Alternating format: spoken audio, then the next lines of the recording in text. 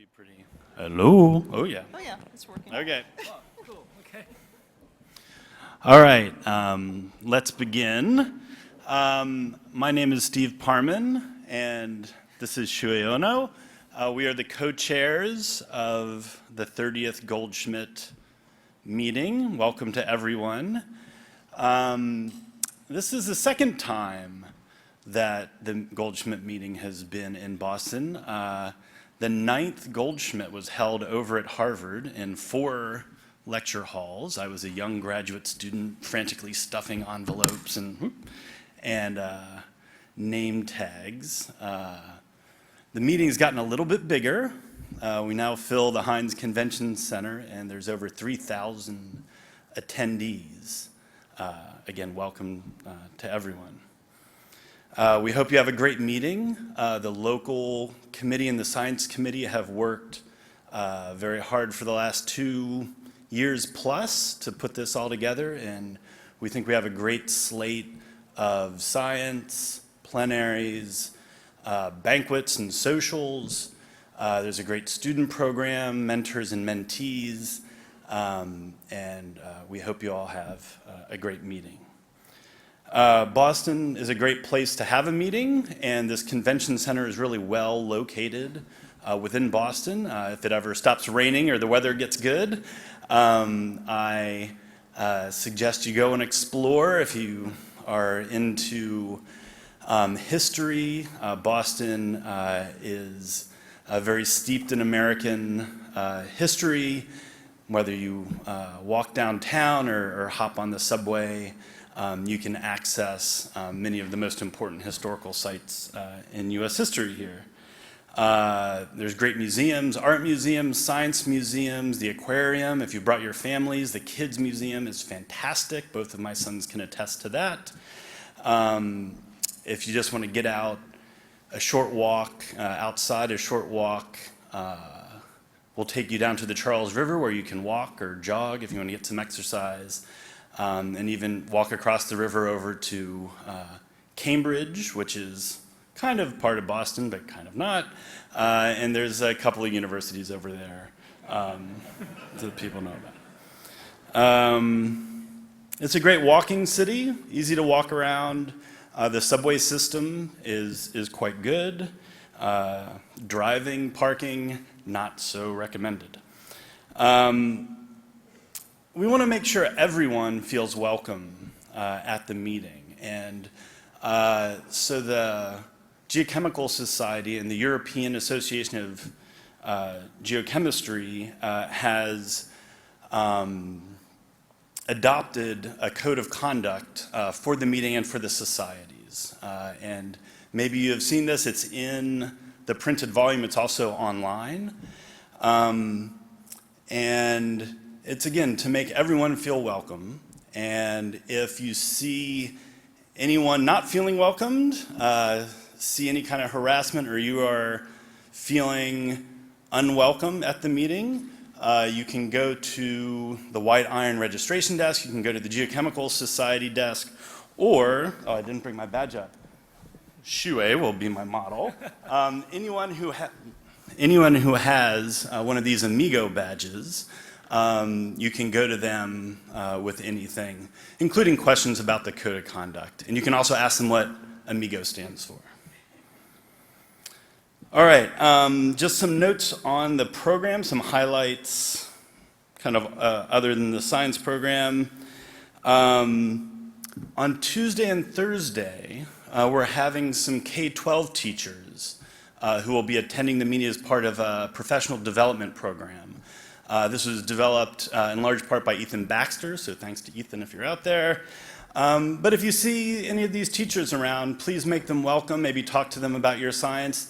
These are the people who are teaching the next generation of scientists who you're going to see in your undergraduate classes. They're introducing them to the science, so please make them welcome. On Wednesday, the plenary is going to be given by Tuba Ozkan-Haller. She is an oceanographer, coastal geoscientist at Oregon State University, also an associate dean. And she's going to be talking about her experiences in the advanced program doing some really innovative work with inclusion and development. And I think it's a really important talk, and I really suggest anyone who can go to that talk. Something that didn't make it into the official program because it kind of popped up late, but we tried to roll it in as best we can. A relative of Victor Goldschmidt contacted me saying he had some handwritten letters from Victor, Roland Hirsch. He turns out to be a chemist. And the letters are really fascinating. Just as a teaser, that I didn't know about, that Victor Goldschmidt was twice interned in Norway in Nazi kind of prison camps and was just like a couple of people away from being put on a boat to a concentration camp. And one of the handwritten letters kind of describes this part of his life. They're going to be reproduced on a poster down at the Geochemical Society booth for you to look at. Roland is going to give a talk here at 2 o'clock on Wednesday, and then he's going to go down after there, down to the Geochemical Society lounge, and you can talk to him. Did I miss it? Okay. All right. I would now like to invite Roberta Rudnick, president of the Geochemical Society, to come up, and she will be presenting the Geochemical Society Awards today. Good morning, everybody. As president of the Geochemical Society, it's my pleasure to present some of the Society's highest honors to 3 accomplished scientists today. Each of them will give an award lecture this week. You will see the times for those talks on the screen as I introduce them. You can also find this information in the app by choosing the program and then awards. Okay, so we're going to start it off with our Young Scientist Award. The F.W. Clark Award is given to an early career scientist for a single outstanding contribution to geochemistry or cosmochemistry, published either as a single paper or a series of papers on a single topic. This medal is named for Frank Wigglesworth Clark, who was a chemist who lived from 1847 to 1931 and did pioneering work to explain the chemical composition of the Earth's crust. It's a really good research topic. This year, the medal is presented to Noah Planavsky. He's an assistant professor of geology and geophysics at Yale University. Dr. Planavsky is recognized for his work on mid-Proterozoic oxygen levels, as defined by his novel application of the chromium isotope proxy. His 2014 paper in Science has, in the words of his nominator, emerged as one of the most widely discussed and debated results in Precambrian geology because it proposes an atmospheric oxygen concentration well below the traditional estimates for the Proterozoic, and in the process defines a fundamentally new environmental context for the beginnings of complex life, animals in particular. We are very pleased to honor this bright young scientist and look forward to his future discoveries. Please join me in congratulating Noah Planavsky on receiving the 2018 F.W. Clark Award.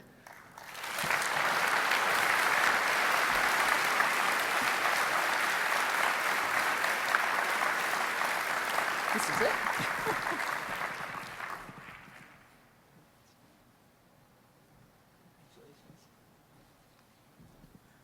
Okay, next, we have the Claire C. Patterson Award, recognizing an innovative breakthrough of fundamental significance in environmental geochemistry, particularly in service of society, consisting of either a single outstanding contribution or a short series of papers published within the last decade. Claire Patterson had a remarkable career, during which he discovered the uranium-lead dating method. Using the lead and uranium isotopic data from the Canyon Diablo meteorite, he calculated an age of the Earth of 4.55 billion years, a figure far more accurate than those that existed at the time, and one that has remained unchanged for over 50 years. He also played a major role in raising awareness of the dangers of lead contamination in the environment. This year's recipient of the medal, named in his honor, is Sigurdur Reynar Gislason. He's a research professor at the University of Iceland's Institute of Earth Sciences. Professor Gislason is recognized for his work on carbon capture and storage and volcanic hazards. His work on carbon capture began in 2006, when the president of Iceland asked him to devise a solution to this challenge. This led to the CarbFix project, which has developed new technology to co-inject CO2 with mixed acid gases that both provide safe storage for toxic gases such as hydrogen sulfide, and also has lowered considerably the costs of the overall capture and storage process.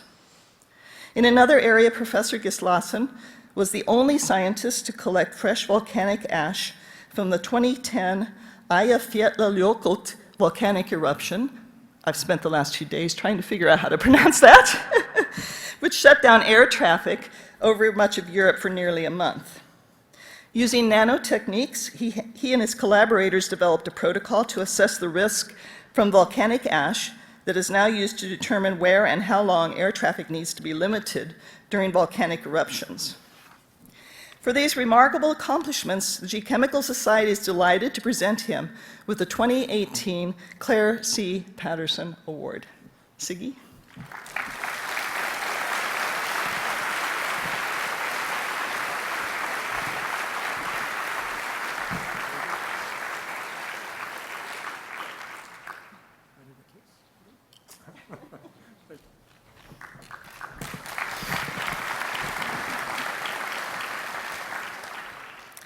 Finally, the Geochemical Society's highest honor is named for Victor Moritz Goldschmidt, who is considered to be the father of geochemistry. His classification of the behavior of the elements in Earth and meteorites laid the basis of modern geochemistry. The Goldschmidt Medal recognizes major achievements in geochemistry or cosmic chemistry, consisting either of an outstanding contribution or a series of publications that have had great influence on the discipline. This year, the award goes to Michael A. Arthur, Emeritus Professor of Geoscience at Pennsylvania State University. Professor Arthur is recognized for his contributions to the development of stable isotopic methods for paleoenvironmental interpretation and pioneering research on a broad spectrum of other geochemical processes and proxies. As one of his nominators said, quote, "Dr. Arthur's extensive major achievements are foundational to our understanding of the geochemistry of ancient oceans and their sediments. His work transformed views of the carbon cycle over Earth's history, and it has shaped studies of ancient climate, modern and past ocean redox dynamics, and the distribution and properties of petroleum source rocks and related energy resources." For a career with broad and lasting effects on geochemistry, we are proud to present Professor Mike Arthur with the 2018 Victor Moritz Goldschmidt Award.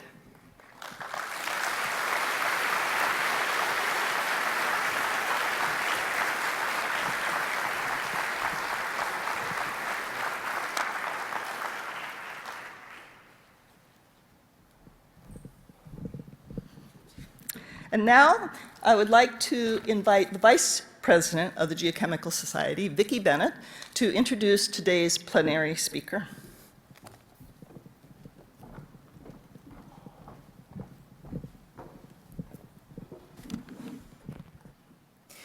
Welcome to our first plenary session of Goldscmidt 2018.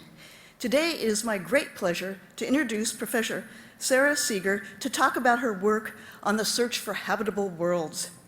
Sara obtained her PhD from Harvard, followed by positions at the Carnegie Institution and Princeton before joining the faculty of MIT in 2007. Sara's research has resulted in many new ideas and discoveries in the field of exoplanets, including the first detection of an exoplanet atmosphere. She is active in space instrumentation and missions, including on the MIT-led NASA Explorer mission tests, and as a team leader on the Starshade mission for direct detection and characterization of Earth analog planets. Among her many accolades and honors, of which I will only mention 2 today in order to save time for her talk, was the 2013 MacArthur Fellowship and election to the U.S. National Academy of Sciences in 2015. With that, please join me in welcoming Professor Sara Seager to Goldscmidt 2018. Thank you.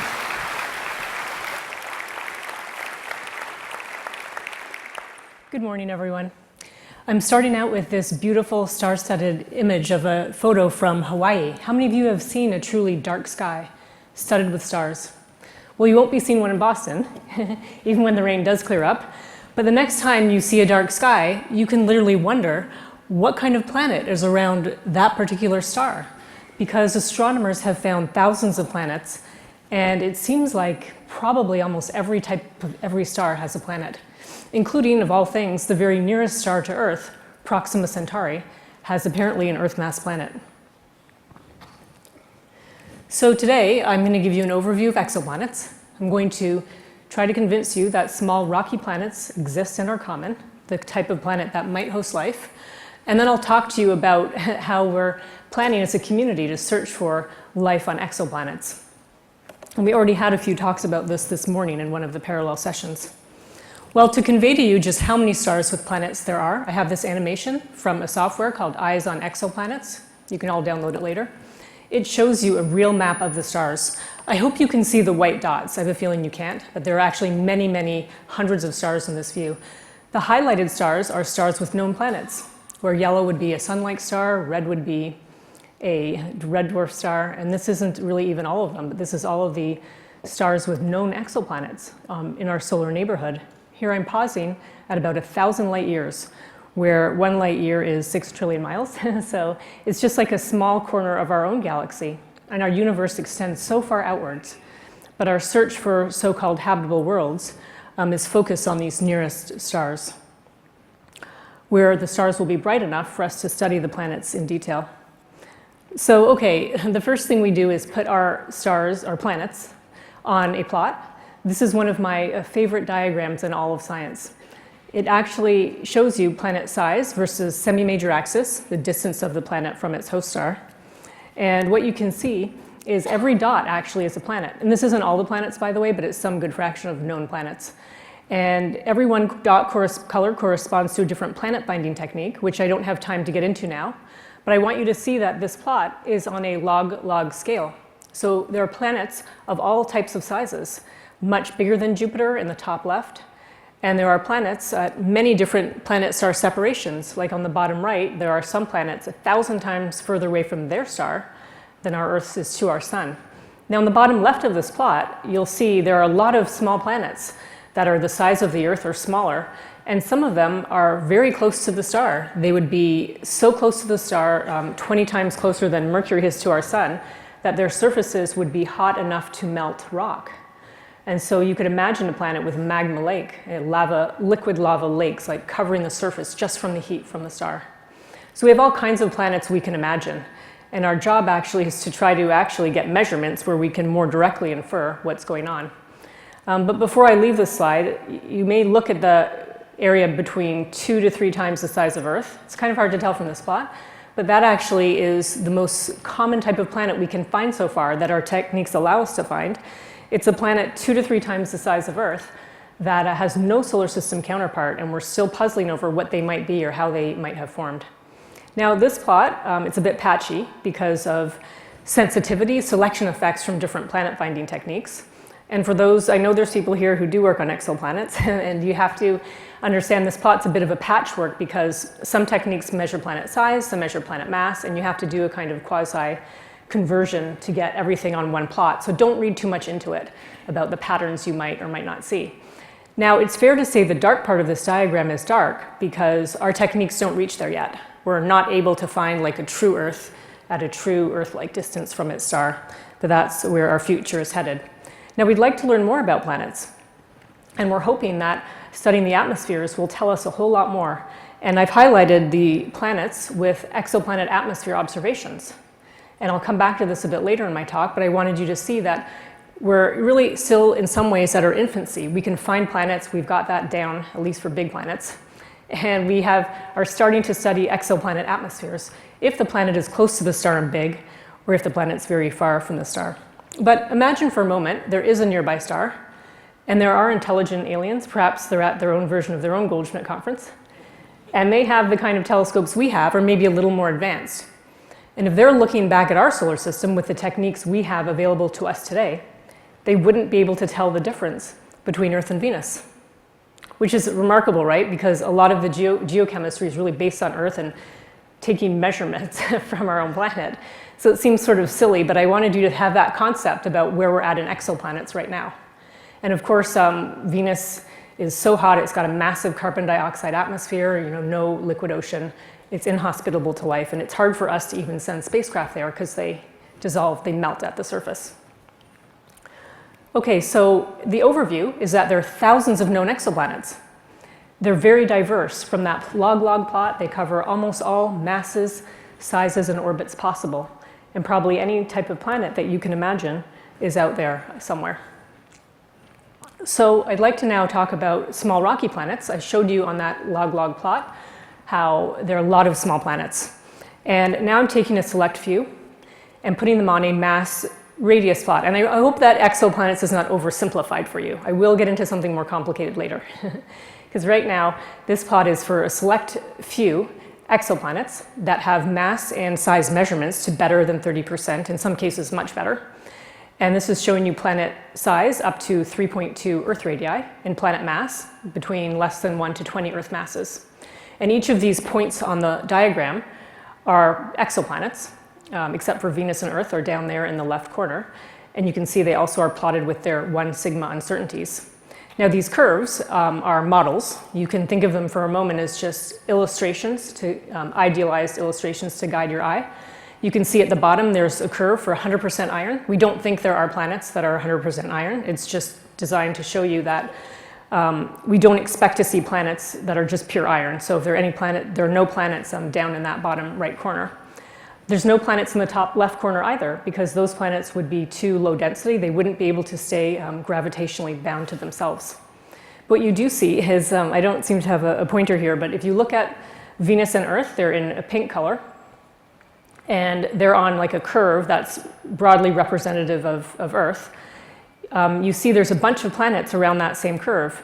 And what this is supposed to show you is that based on their masses and sizes, and hence average density, even though their interiors are compressed, they may have approximately Earth-like composition. Certainly, they have to have predominantly rocky composition. And actually, I could probably argue that better and more articulately without the diagram, just saying that if you have a planet of a certain average density, and you assume that the basic planetary building blocks fall broadly into rocky materials like in iron and silicates and other things, and iron cores, and in addition to the mantle, perhaps for some of these planets, a layer of water ice, that there's only major planet building blocks, and we can very roughly divide out what the planet may be made of. Now in that top right corner, there's a whole bunch of exoplanets that fall way above a line or near a line for a fictitious planet that would be 100% water vapor. And so even if this planet has some silicate or an iron core, it has to have lots of volatiles, either in the form of water, water ice, or thick atmospheres. And those planets are definitely not rocky.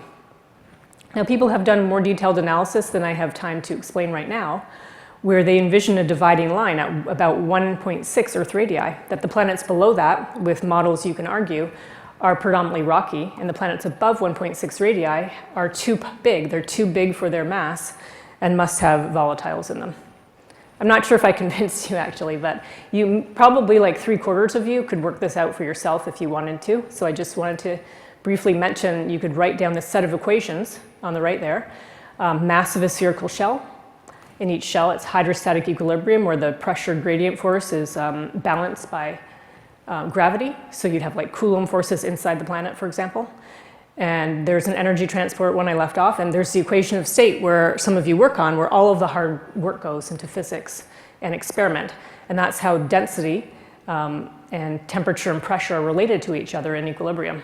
And so people construct models of assuming differentiated planet of different layers. And we rely heavily on lab experiments or computer simulations, or even at very high pressures, asymptotic theories. And I just put that little picture in the corner if you wanted an extreme. A 2 Earth mass planet may have pressures in its interior as high as 2 terapascals or 14 million atmospheres. And people actually have done simulations, or not simulations, have done experiments at Lawrence Livermore National Lab that, like for a brief second, have reached those very high temperatures and pressures to try to understand materials there. Well, I'm not sure if I convinced you, but let me just say that if you have the average density and simple model, you can work through what the main range of compositions for these planets have to be. And here I just wanted to, actually let me back up for a second. Okay, I'm going to come back to this type of slide shortly. But I wanted to back out for a moment and tell you the main way that most exoplanets are found today. And this is by transits, planets that go in front of a star, as seen from the telescope. Can you see the little dot? It represents our Earth size, the size of an Earth around a star which would be the size of our sun. This is just an animation. We don't have any stars spatially resolved like that. At the bottom, you can see what astronomers measure. Actually, it's astronomers and the Kepler Space Telescope, and believe it or not, college students all around the world with the right telescope at their college can measure this for big planets. You see the brightness of the star as a function of time. And when the planet goes in front of the starlight drops by the planet-to-star area ratio. When it's finished going in front of the star, it pops back out. But there's a lot more work to do to discern between an actual planet, a binary star, instrument systematic, and other things. But just FYI, our Earth is about 100 times smaller than our sun. And this technique is based on area ratio. Our Earth is 300,000 times less massive than our sun, and our Earth is 10 billion times fainter than the sun.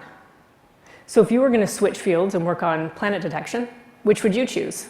One based on planet size, mass, or brightness?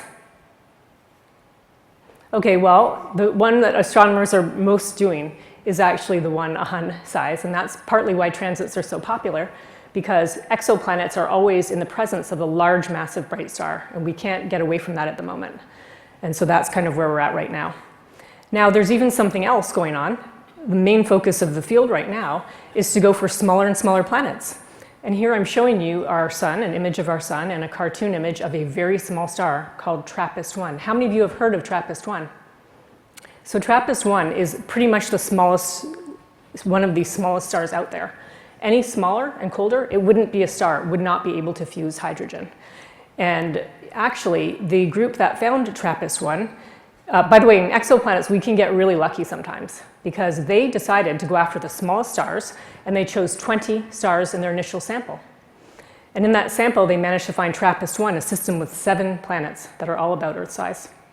But just to tell you why there's this focus, we call it race to the bottom, it's because the planet-to-star area ratio for our Earth sun is 1 part in 10,000, whereas for TRAPPIST-1, it's only 1 part in 100. Because the probability to transit depends on how close the planet is to the star, for our Earth, it's only 1 in 200. So if every sun had an Earth, you'd need to look at least 200 to see one transit. Otherwise, they're not aligned appropriately because planets can orbit, the planet and the star's equator can really be at any inclination with respect to us.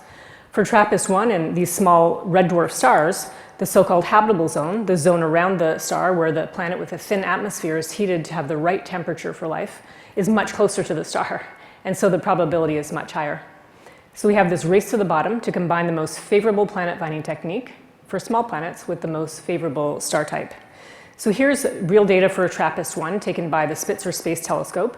And this is just showing you, like the cartoon, I wanted you to just see some real transit data. It's showing you the drop in brightness as the planets go in front of the star, and there are 7 planets. They're orbiting all, this is showing you that the planet duration increases as the planet, transit duration increases as the planet is further from the star. And by the way, the star name, we call it TRAPPIST-1. It did have a name before from a catalog, 2MASS J230662. Yeah, well, it has this very long name, so we don't get to name stars and planets, but it's really if you have, it should have its catalog name, but if that's too complicated, you're allowed to name it after your own survey. But there you go, it's showing you the star, TRAPPIST-1, in relation to our sun in the bottom right corner, and to Jupiter, that the star is actually barely bigger than Jupiter, though of course it's much more massive. So the sort of game in town now would be to take the TRAPPIST planets to try to constrain their masses using a different planet measurement technique, and to put them on that same mass radius diagram. And just excuse me how it's not that great of a plot. It's a wonderful plot, but I pulled it from a paper, and so it's a little hard to read the axes. This is planet size and planet mass. And you can see Venus and Earth on there, which show you where it would be 1 Earth size, 1 Earth mass. And all these different blobs are the TRAPPIST planets with their measured masses and measured sizes, giving you an average density. And these blobs are like contour plots of 68% and 95% confidence, respectively. So we'd like to know about these planets. We want to know which one might be rocky, which one surely has too many volatiles for us to consider in the search for a rocky habitable world that might host life. And I wanted you to just see that the blobs are fairly big, and this is sort of where we're at in exoplanets. There's one, that orange one, which is near Venus and Earth, so it's kind of along the same curve of constant composition of Venus and Earth. And obviously I'm glossing over a lot of details, but I hope that you would agree with me that based on its average density, this one must be predominantly rocky. And that one is a promising one for us to consider for the search for life, hopefully. I'm going to backtrack on that in a moment, but just so you know. So we have this sort of conundrum in exoplanets, because in the face value, we have astronomy, where we make measurements. And those are something we can all believe robustly. But then we only have average density, so we can't say a whole lot about the planet. And that's an important thing for you to all take away. And in this field, when I used to work in these mass radius things a long time ago, and it was almost like a funeral or like a grieving process to realize we may not be able to go any further. On the other hand, we have incredible information about our own Earth, our iron core, and there's a light element there, but we don't know which. We have some really nice, I was browsing through the talks, and there's some on like high pressure experiments of nitrogen, like at 30 GPa, trying to understand how nitrogen is captured in the mantle and how deep our reservoir of nitrogen is. So people do try to construct very complicated models, not just fitting the mass and size of the planet, but also having, like, let's call them Bayesian priors on all sorts of things, including perhaps the planets have more water as they get further away from their star based on their formation. And so we have this kind of tension in the field right now between astronomy and planetary science. We have to strike the right balance to pull out the right information without going too overboard. So that's where we're at for these masses. But I just wanted to take you on a little tour, a little virtual trip to a habitable planet around an M-dwarf star. Not just a TRAPPIST one per se. This is an artist's conception of going to one of these planets where the star may be very big in the sky, because the habitable zone planets are very close to the star. The analogy is like a fire giving off very low luminosity to have the same temperature as Earth around our bright hot sun-like star. The planet has to be much closer to there. And so the star might be very big in the sky. We really don't know the color of the sky. This is the artist's conception. But this morning I did hear a talk on purple Earth, imagining that our early Earth may have had a lot of methane hazes, changing the color of our sky and the way that our planet would appear from afar. One of the really interesting things about these planets orbiting in the habitable zone of M-dwarf stars is that they are tidally locked. Based on dynamical arguments, the planet and the interaction of tides that the star makes on the planet, it forces that planet to its lowest energy state, assuming the planet has an orbit with no eccentricity, where that planet would rotate for every time it orbits. So it has 1 day rotation for every year. So 1 day in 1 year would be the same. It's actually just like our moon shows the same face to Earth at all times. What this would mean if we could visit this planet is the star, the sun, would be in the same place in the sky at all times. So you could go where it's always daytime or where it's always night. And also on this particular system, the year is very short. It's only like 10 days, let's say. So there you go. You'd have to organize the Goldscmidt meeting every 10 days. No, just kidding. It would be like every century or something. Now, visiting this planet, on the other hand, might not be such a great idea, because the star gives off powerful flares. Most of these M-dwarf stars do, actually. They're highly active. They have a lot of strong ultraviolet radiation. What kind of sunscreen would you bring?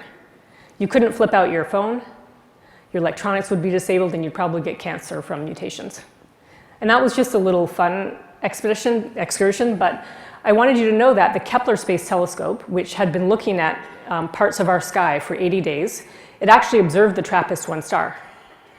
By chance, it was in its field of view.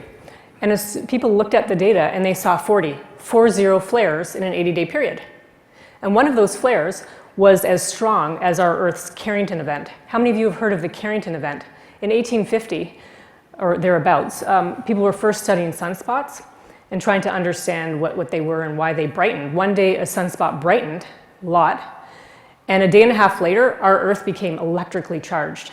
A small part of our sun had come off the sun, a coronal mass ejection, hurtling towards our Earth. It had its own magnetic field, and it banged into our magnetic field, inducing a current. Telegraph operators took out the batteries and their telegraph still worked. Others of them used the telegraph and their hands burned. People could see the northern lights almost down to the equator. We're kind of due for one of those again, by the way, and that's sort of another story. But imagine going to this planet, and every 80 days you may get an event like that. That's pretty serious. And so again, in astronomy, we don't really know what to make of this. We're not sure if these things are getting these flares all the time. Maybe they're losing their atmospheres. Maybe life can only live deep in the subsurface or on the dark side. We're really not sure what's going on. Sorry, bro. We do know that these are our best planets right now. So small rocky planets are common. We have estimates of bulk composition for planets with mass and size and average density. And this demonstrates that there are rocky planets. They're predominantly made of common materials we call rocky, silicates and also iron cores and other things. I showed you initially the radius period diagram that there are a lot of small planets. And by more complicated analyses than I showed you, there's an argument that planets less than 1.6 Earth radii are typically predominantly rocky. So we know they're out there. Planets orbiting small red dwarf stars are the most favorable for detection and study. And that's where this whole field is funneling and focusing on right now. Now I'm going to talk about signs of life research at the frontier. So first, I'm going to give you a brief update on exoplanet atmospheres, because the goal is that we're going to study small rocky planet atmospheres and look for gases that don't belong, that might be attributed to life. Now I'm showing you the transit again. And on the left, it's an artist's conception showing you a planet with a glowing atmosphere. It's supposed to illustrate that as the planet, for the ones that do transit, goes in front of the star, it's kind of like backlit by the star. The starlight shines through the atmosphere. I put that Beer's law equation in case it means anything to you, but essentially, light going through the planet atmosphere will get absorbed at a given wavelength if there are molecules absorbing at that wavelength. And the way that you should think about this, the concept, like if you don't know this, this would be a great thing for you to be able to walk away with, but the planet looks a tiny bit larger at wavelengths where the atmosphere is absorbing as compared to where the wavelength where there's no atmosphere absorbing, the planet would be transparent. So think about that dark part of the planet blocking out a tiny, some amount of light, creating a transit light curve. And then at wavelengths, like for example, in the middle of a water vapor band, the planet looks a tiny bit bigger. And the difference in size just corresponds to that atmosphere annulus compared to the whole size of the background star. And so again, either big planets with extremely puffy atmospheres or planets going in front of really tiny stars are the most favorable. I'm going to show you a real spectrum. And now this is showing you, that's why the y-axis in transit depth. So as the planet gets bigger, spectral features appear. And there's wavelength at the bottom in microns. This is showing you data points from the Hubble Space Telescope with the uncertainties. And the curves are all models of different kinds. Now what you can see here is, I actually highlight it just so you can be sure to see this feature. And all you have to do to believe this is a spectrum of an exoplanet atmosphere is to agree with me that this shape of this plot is different from a straight line. Because if there were no atmospheric features, we would not see any change in planet size as a function of wavelength while the planet is transiting a star. This feature here, I had to convert it. This would be like less than 1 part in 1,000 for measurement. And depending on your field, that may or may not be a hard measurement to make. In astronomy, it's very hard because we take a spectrum of the star by itself and then a spectrum when the planet's in front of the star and essentially have to subtract 2 big numbers to get this. So this is a big water vapor band. It just happened by chance, though, that the Hubble Space Telescope has a really wonderful detector that works extremely well at 1 to 1.7 microns. So that's why that feature looks so great. It wasn't that, we set out to build an instrument to look for water on exoplanets. It just actually is a shared observatory that we're all using. There's some other features here that I won't go into. I just wanted you to see this. Now, I cherry-picked this one to show you out of dozens of examples. And this is called, name is WASP-39b. It's what we call a hot Saturn exoplanet, a very hot planet about the mass of Saturn. Its density is only 0.2 gram per cubic centimeter. There's this analogy you may have heard for our Saturn that you could put it in a bathtub and it would float. if you could make a bathtub big enough. Our Saturn is about 0.7 or 0.8 gram per cubic centimeter. This is way puffier, way less dense, and has a giant puffy atmosphere, which makes it easy to see. So the problem is that exoplanets and their history are so different from Earth. So I was lucky to be one of the few people who worked on exoplanet atmospheres 20 years ago. And we actually could make up all sorts of things with our complicated models and lack of data. And we got a lot of things right, I just want to say, because giant planets, they're born and they live with most of the gases that they were born with. There's not a lot of atmospheric evolution going on. There's not redox evolution of the interior and mantle. There's not loss of atmosphere to space. And so most of it's just very basic chemistry with some physics. It turns out, as we're now approaching the time that we're looking forward to looking at atmospheres of small planets, there could be any example out there. There could be really anything you could think of and more. Perhaps we think there may be planets, we call them water worlds. They're more than 50% water by mass, and they would have no continents. They would basically be water vapor, maybe water, thick steam atmosphere over water ocean, and then below that, ice, compressed water ice. There's all sorts of things. And so in this context of diversity, I wanted to walk you through where we're at right now as the debate is unfolding about the search for life on another planet. We're still a few years off from being able to make any measurements, but that hasn't stopped the field from growing rapidly.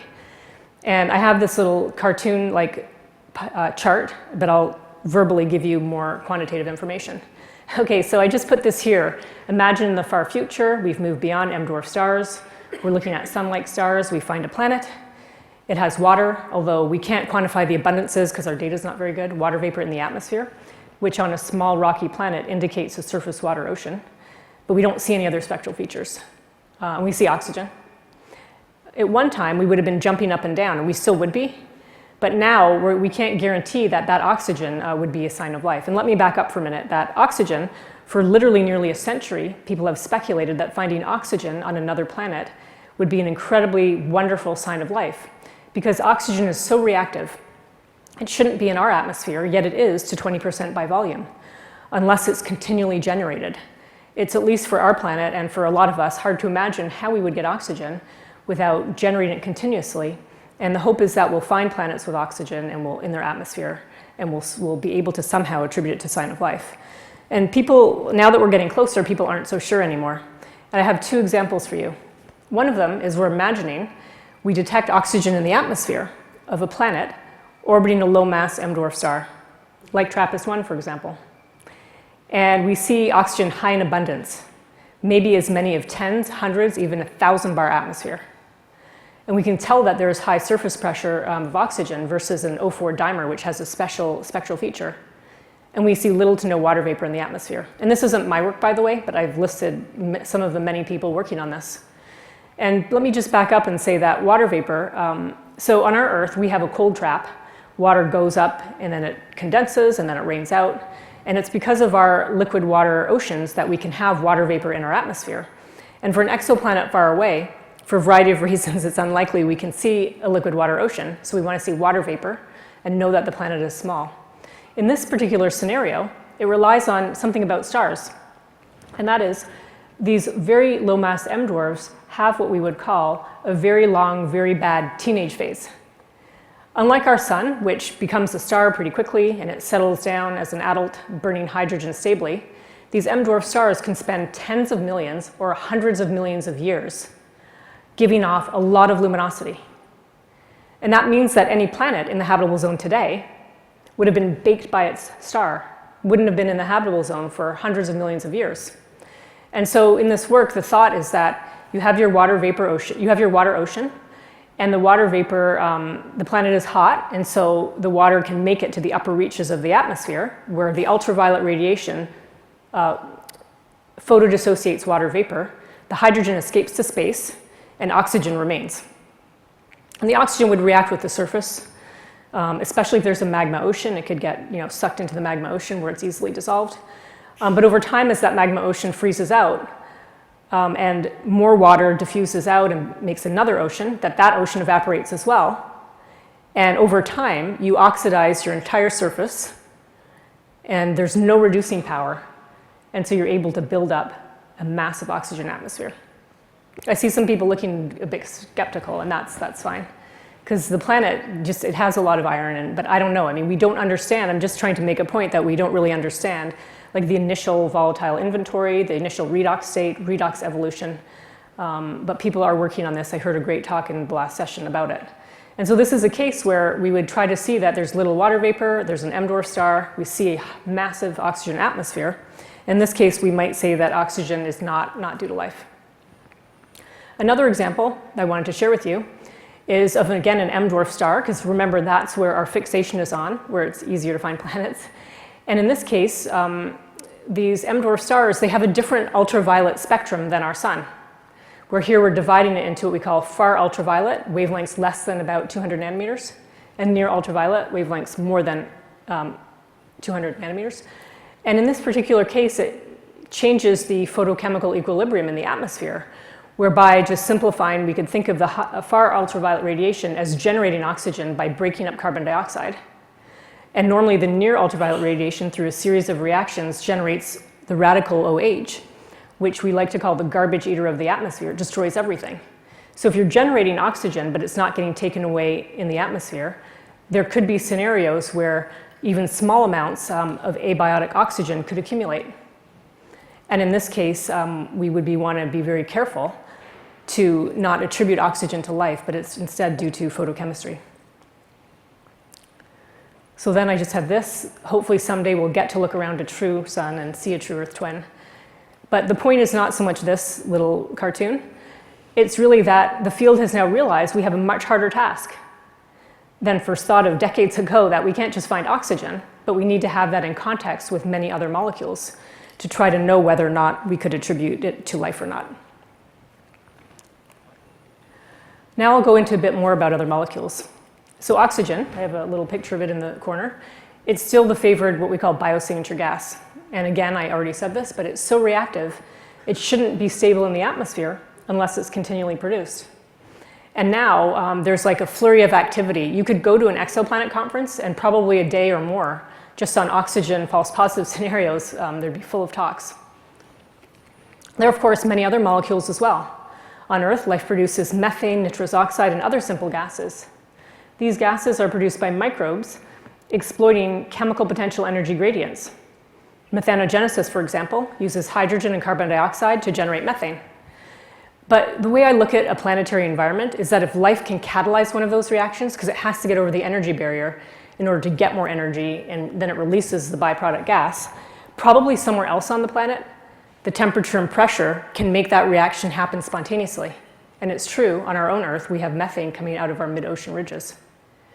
And so along these lines of these simple gases, there's still this concept of disequilibrium chemistry, that if you can see two gases, maybe like methane and oxygen, or today I heard a talk about CO2, carbon dioxide, and methane in the presence of a nitrogen atmosphere, that there are certain scenarios where you could construct, at least theoretically for now, and argue that way that those gases don't belong there, and therefore might be attributed to life. It turns out that life produces many more molecules, most for unspecified reasons. And I have a few of them there: methanol, methyl chloride. There's also dimethyl sulfide. They're these molecules that astronomers have sort of just picked up by chance. And it turns out that they're produced mostly for unspecified reasons. Like phytoplankton make a lot of dimethyl sulfide. They may make it for stress or signaling or other reasons. Like, for example, isoprene is a hydrocarbon output by trees in as much as life makes methane on Earth. Yet you never really hear about isoprene filling our atmosphere because it's immediately taken away by OH. And so in this sort of imaginary world we're living in for exoplanets at the moment, we do imagine, and people have written papers on certain gases that may be produced on Earth by life, but in a different type of atmosphere, they may survive for longer if there's less UV or UV blocking mechanism in the atmosphere, like a haze, that these molecules may thrive. I've actually worked on most of the topics that I've talked about, but for just a moment I want to share with you one of my most recent projects. And it turns out that life on Earth produces literally thousands of molecules, although most of these are in too tiny quantities for us to imagine. But we still have calculated literally every single molecule that is in gas phase at room temperature and pressure, It took a few years, and we had to make sure, of course, that they're real chemical structures. And we calculated the sea of molecules that populates chemical space and created algorithms to filter them, so we could be prepared to search for and identify biosignature gases of any kind. And you can think of this like the sea of molecules that gets through a shaker filter. And we have these 3 illustrated streams just to show you that, hoping that some of them may be real molecules on exoplanets. We're just trying to make sure that there are no stones left unturned. In the end, we haven't found any new smoking gun biosignatures. It's really too much of an aside for this meeting, but we did find something more interesting that wasn't related to planets.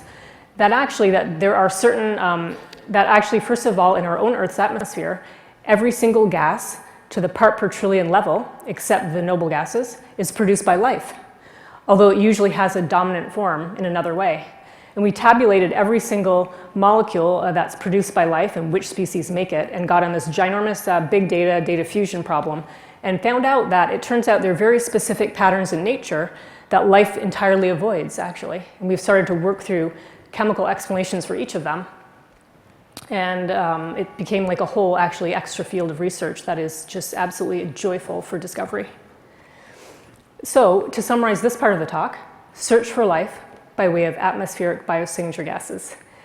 So we have dozens of giant exoplanet atmospheres have been observed, with tiny signals on order of parts per thousand.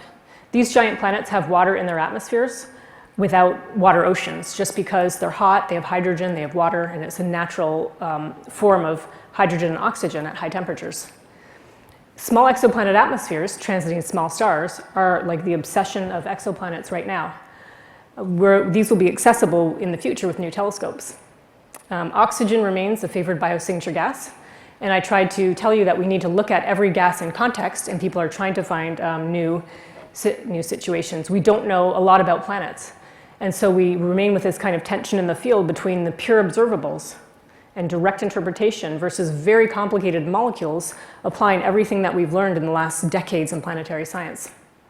Now, before I finish, I'm going to share with you one thing that's going on literally as we speak. We have the James Webb Space Telescope. It's more than our new Hubble. It's in the infrared. It's going to orbit far from Earth. It's going to launch in 2021. It's going to study small exoplanet atmospheres. Before we do that, though, we want to find more planets orbiting M-dwarf stars. And you see the little the little image there of the MIT-led NASA mission TESS, Transiting Exoplanet Survey Satellite.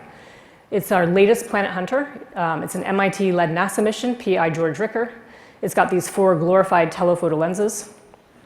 It actually had the most spectacular launch you can ever imagine on Cape Canaveral Air Force Station, April 18th, 2018. We all got to go down and watch the launch.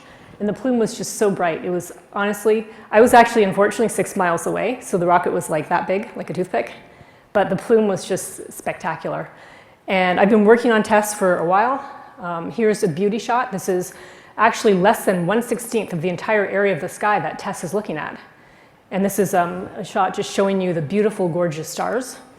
I wanted you to know that on August 8th, TESS downlinked its first science data to Earth.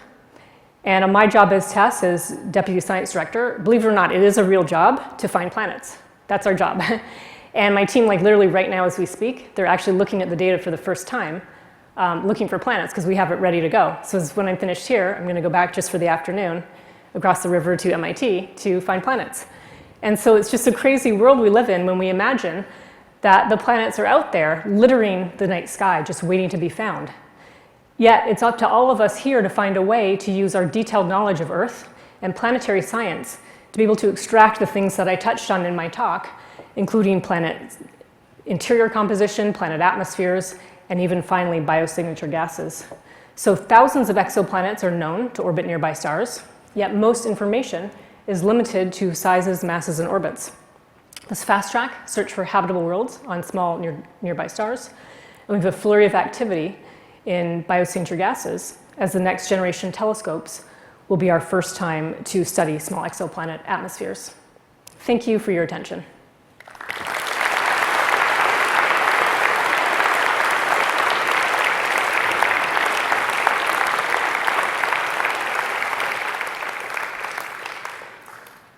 Do we have a question or two? And if you're asking a question, please move to the microphones in the center aisle there. Questions? You've overwhelmed everybody. I mean, that was It's hard to ask fantastic. questions in that forum, but okay.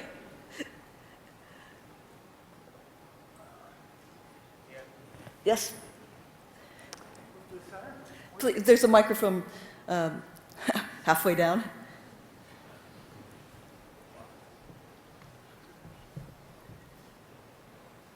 So the Earth probably didn't have oxygenic photosynthesis for 2 billion years of life history. So yeah, you could have planets with life for billions of years with no oxygen signature. What's your second best signal? For me personally, I do not personally have a second best signal, but I hear you on what you're saying.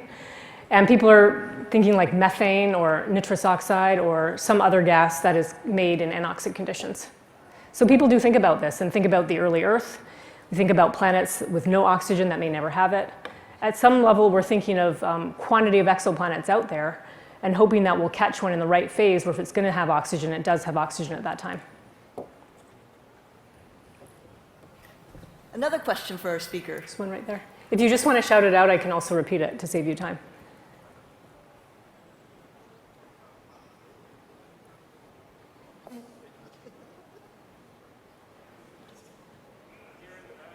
If you would take Jupiter moon Io, which has a very lively sulfur chemistry, very close to a star of the type you described, are these scenarios also thought? Because when the sulfur chemistry would not be deposited on the surface and frozen, but be active in the atmosphere. Yes, people have worked almost every chemistry that one could imagine right now. And in sulfur chemistry, people do imagine having a planet. Maybe it has a lot of volcanoes that are releasing sulfur. And the sulfur, some of you know, would form hazes pretty quickly. So imagining a hazy planet, because the sulfur will make nucleating sites for haze and clouds. I think there may be one more question in the back. How would you determine a planet age from so far away? How will we determine a planet age from so far away? By the way, there's a lot of things we can't determine. For age, we're going to assume that the planet is the same age as the star, because planets are born really quite quickly. Even if 30 million years seems like a long time, and out of billions of years, it's pretty small. But the problem is we can't always tell a star's age. Just like if you go to a room full of people, you could tell a child or a very old person, but all the adults in between, it's kind of hard to age them. We have the same problem with stars. So unfortunately, we'll have billions of years of a gap. The best we can do for some stars using a technique called astroseismology might be actually a few to 5% on the age. But for many of them, we don't have the age very well. With that, I think we need to end the session to keep on schedule. Let's thank our speaker once again for just a fantastic talk. Thank you.